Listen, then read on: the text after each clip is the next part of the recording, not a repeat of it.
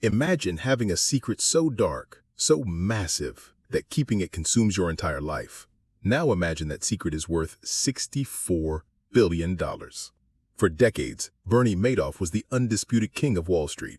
He was the man billionaires begged to invest with.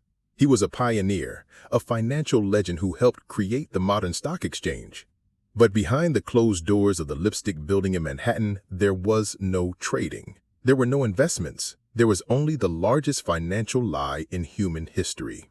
This is the story of the ultimate Ponzi scheme, how one man built a flawless empire on thin air, fooled the smartest financial regulators on earth, and how the catastrophic collapse of his house of cards shook the global economy to its core. Madoff was Wall Street royalty. Because of his reputation, investing with him became an exclusive club. You had to be invited. This exclusivity was his greatest weapon.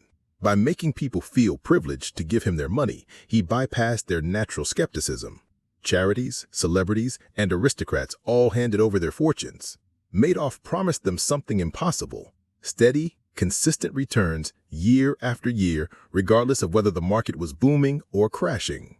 The reality of how he generated those returns was hidden on the 17th floor of his building. While his legitimate firm operated above, the 17th floor was a tightly guarded secret. A handful of loyal employees worked there. They didn't use sophisticated trading algorithms. They used a vintage printer and a refrigerator-sized computer. When a new investor gave Madoff money, it was simply deposited into a regular bank account. When an older investor wanted to withdraw money, Madoff paid them using the new investor's cash. It was a classic Ponzi scheme executed on a scale the world had never seen. Not everyone was fooled. In 1999, financial analyst Harry Markopolos realized Madoff was a fraud. The numbers simply did not add up. The market didn't have enough volume to support Madoff's claims. Harry handed the regulators a detailed report, but they ignored him. Madoff was too powerful. Every Ponzi scheme requires a constant flow of new money to survive. In 2008, the global financial crisis hit. Panic swept across the world. Suddenly, Madoff's investors were desperate for cash.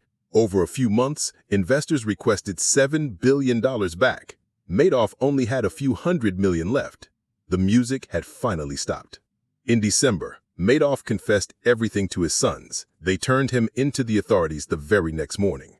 Thousands lost their life savings. The total paper wealth destroyed was roughly $64 billion, ending the ultimate deception.